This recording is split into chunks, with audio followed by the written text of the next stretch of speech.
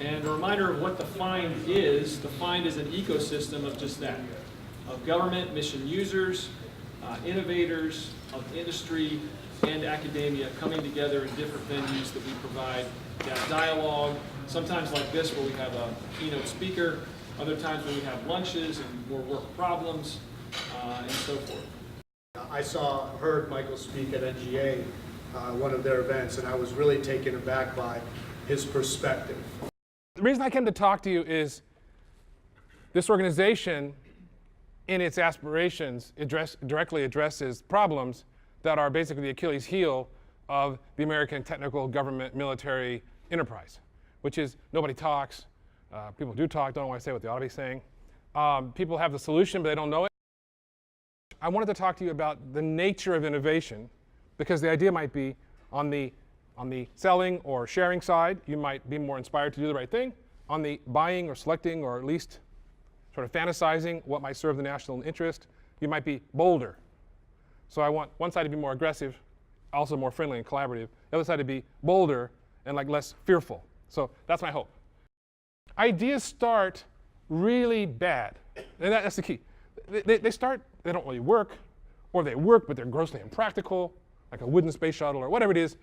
It starts, and you say, how's that? No, that would work. No, okay, wooden space shuttle. That sounds like dangerous, right? So think about this. How fast does wood burn? Instantly or over time? Over time. So if it was big enough, it would work. No. You see what I'm saying? It would work fine.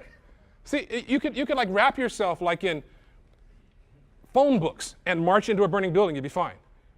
Because you're just charring off pages. You know what I'm saying? Like you could make things work in bad ways, and then make them better over time.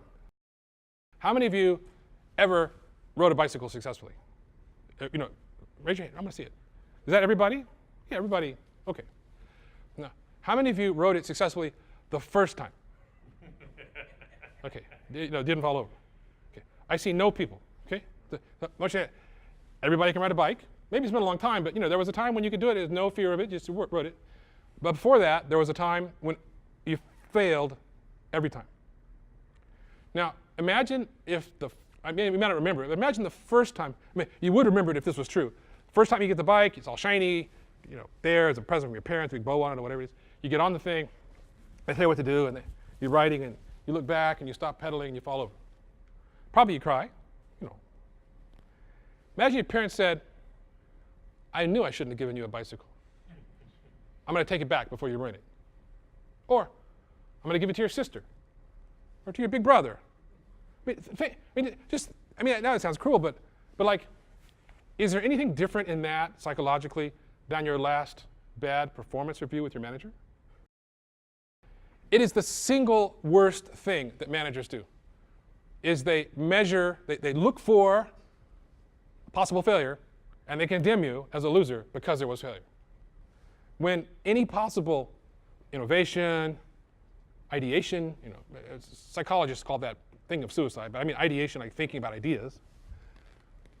Any possible ambition, any try and find out, any structured play, anything that could possibly lead to a patent, a better world, a revolutionize, anything, probably won't work the first time. When to quit is really hard. And that's probably the hardest thing. I'm still not good at that. If you think of quitting soon as being decisive and strong-willed and whatever, and just quitting late is like trying to love them to success and nurture them and being supportive. I've got more of I'm more in touch with my inner feminine side than a lot of business people. So I want things to work. I want the team to have a success. I want the idea to go to fruition. I want time. I want more runway, not an aborted takeoff, right? So that's what I want in my heart. So I tend to go too long.